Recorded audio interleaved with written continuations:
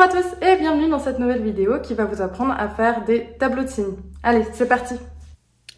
Lorsqu'on veut résoudre une inéquation ou si on veut faire une étude de fonction par exemple, on va souvent passer par un tableau des signes. Et justement dans cette vidéo, je vais vous montrer comment gagner pas mal de temps pour faire un tableau des signes vraiment rapidement. Donc je vais vous montrer 2 ou 3 rappels sur la construction de ce tableau et puis faire un exemple d'application. On va commencer par 2-3 rappels. Alors le premier, c'est qu'il faut savoir qu'un tableau des signes, il va intervenir en principe lorsqu'on a soit une inéquation à résoudre, un domaine de définition ou un ensemble de définition d'une fonction à déterminer, ou par exemple si on doit faire une étude de fonction, on va de nouveau retrouver des tableaux des signes, par exemple. Donc voilà, là on va un peu retrouver nos tableaux. Et puis, ce qu'il faut savoir, c'est que pour faire un tableau de signes, il faut qu'on ait un produit de facteurs de premier degré au numérateur et au dénominateur, et que ça, ce soit plus grand ou plus petit, égal à 0, donc on ait vraiment ces signes qui soient présents. Donc, ça demande en général un peu de job en amont, en regroupant en fait tout dans un membre, et en factorisant le numérateur et le dénominateur. Donc l'idée c'est vraiment d'avoir quelque chose du type de ce genre-là, avec tout qui a été regroupé dans un membre. Ici on voit qu'à droite il reste juste 0, et puis tout a été factorisé, que ce soit au numérateur et au dénominateur. Et puis on a justement notre inégalité ici, plus petit ou égal dans notre cas ici. Petite remarque, ici, c'est pas forcément un signe d'inégalité que vous allez retrouver, mais ça peut être aussi égal à 0. Il y aura souvent des égales dans les études de fonctions, par exemple. Donc maintenant qu'on a vu ça, on va prendre un exemple concret d'application, où ici, on nous demande de déterminer l'ensemble de définitions de la fonction suivante. Donc ici, première chose qu'on peut remarquer, c'est qu'on a une racine. Donc, tout ce qui est à l'intérieur de la racine, ça doit être plus grand ou égal à 0. Ça, on le sait. Et puis, également, on a une fraction. Donc, on sait que ce qu'il y a en dessous de la fraction, ça doit être différent de 0, vu qu'on n'a pas le droit de diviser quelque chose par 0. Donc, on va noter tout ça.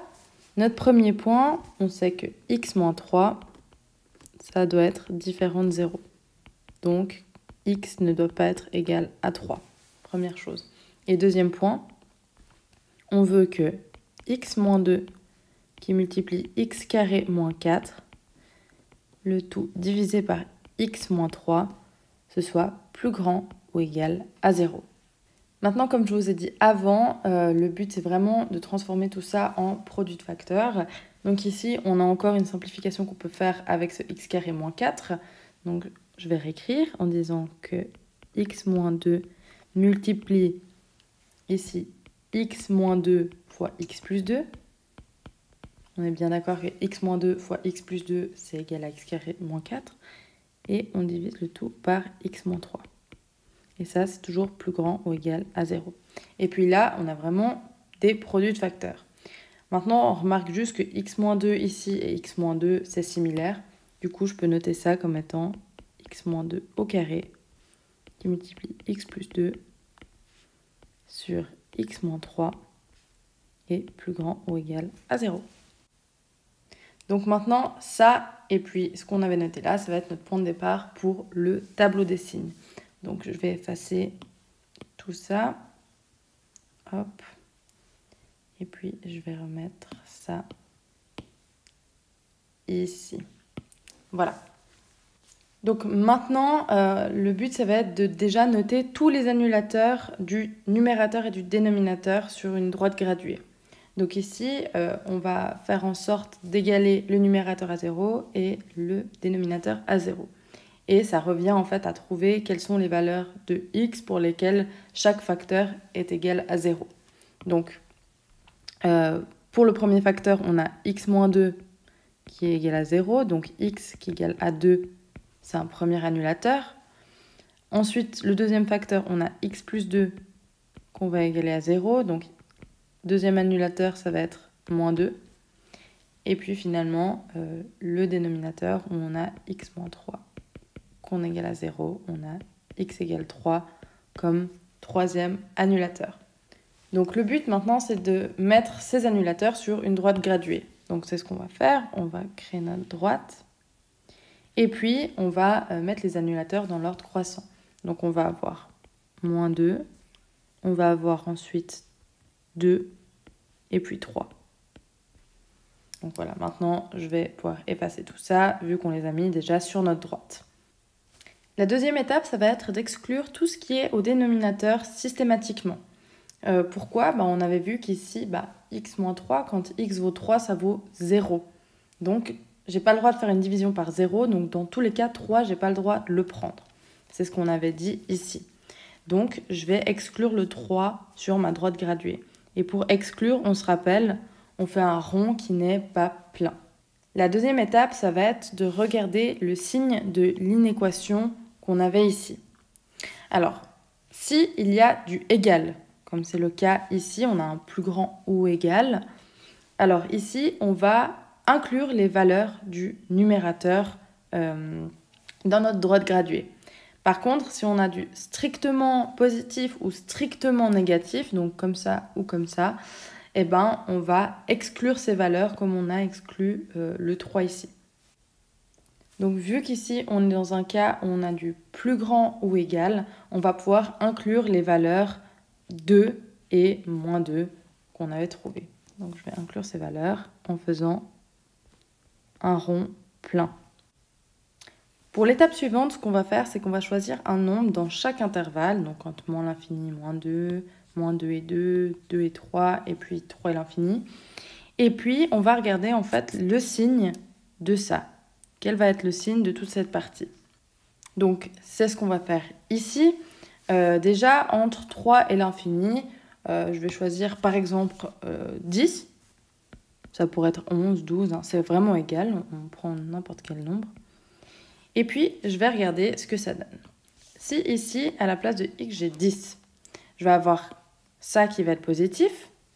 Ici, si x vaut 10, j'ai aussi ça qui est positif. Donc, quelque chose de positif qui multiplie quelque chose de positif sera positif.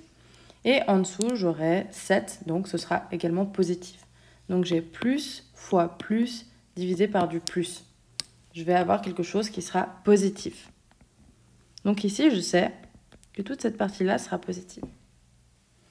Maintenant, on va prendre un deuxième intervalle, donc entre 2 et 3. Je vais choisir par exemple 2,5. Je vais maintenant remplacer le 2,5 dans tous les x qui sont ici.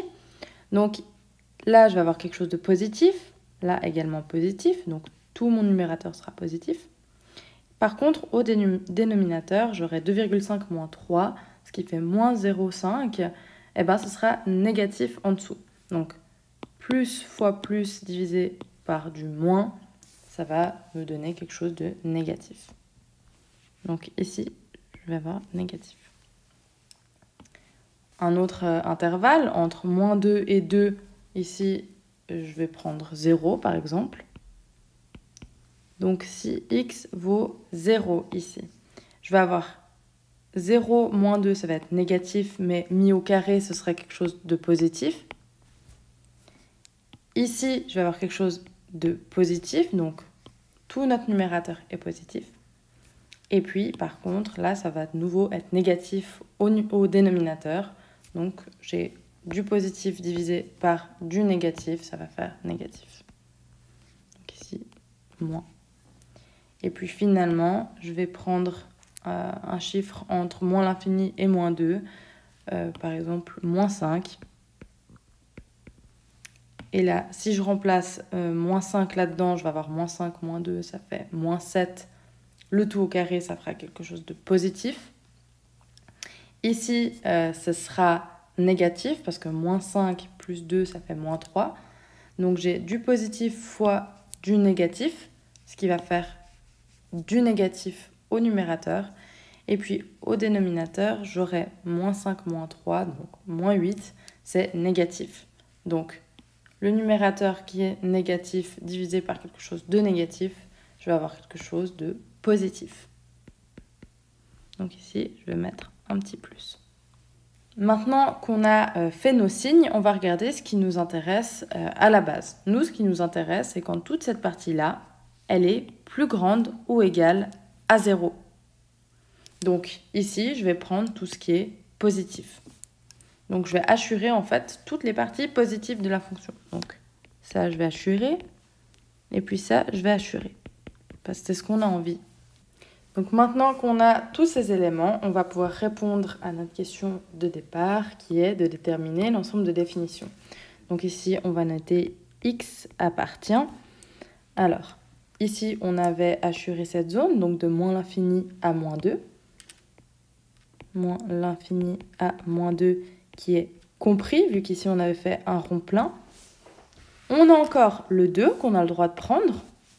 Donc, union 2 et union l'intervalle allant de 3 jusqu'à plus l'infini. Mais attention, 3 ici n'est pas inclus.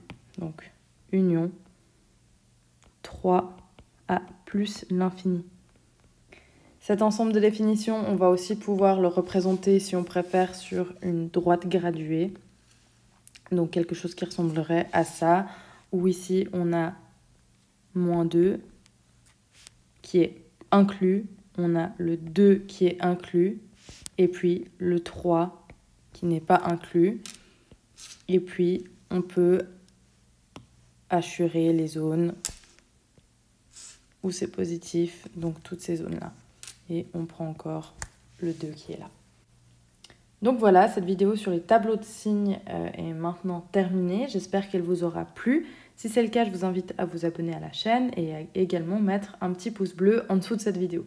Je vous remercie beaucoup pour votre attention et je vous dis à la prochaine.